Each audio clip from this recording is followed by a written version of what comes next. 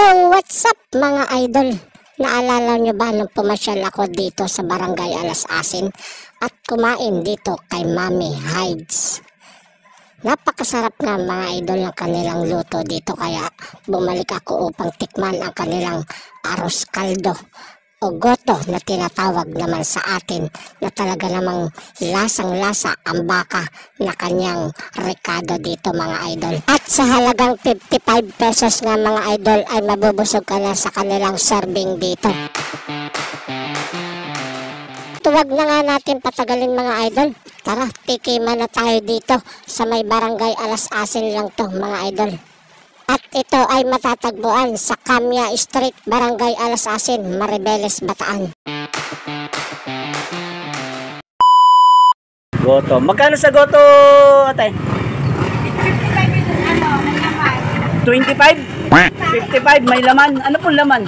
Ito nga, baka. Baka? Ayun, wow. Long order daw po. Oh, ng pagmamahal. Yun. Di ba dito tayo minamahal nyo? Tama. Kami rin eh. Pag bumibili kami, minamahal din namin. Kaya kami bumabalik. Guys, nandito ulit tayo kay Mami Hides. Ang tinira naman natin ngayon, idol, ito. Special goto. Goto ba ang tawag? Go arroz caldo? Goto. Goto your heart? Ayun oh. Ba, ganyan ba karami? Baka naman sa video lang yan, ha? Wag mo videoin! Ay, siyempre. Para makita nila yung serving mo. Para, yan o, mga idol, kalahating kilong karne, Ano pangalan mo, te? Wag na. Wag na? Grabe naman. Mga idol, dayuhin nyo na to. Parang ang lapot ang ano niya. Ang yummy niya.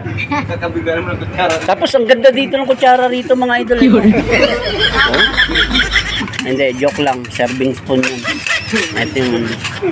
At eto na nga mga idol, nakuha ko na yung aking order at kung makikita nyo yung laman niya na talagang marami. Ito ay baka. Laman ng baka na talagang malambot daw ang kanyang texture. Kaya tara, tikman na natin mga idol.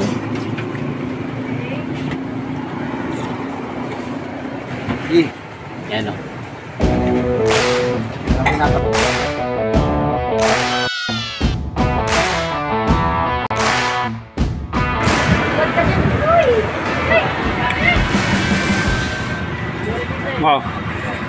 Baka magalit ka, idol. What? Lilibre lang ako nito.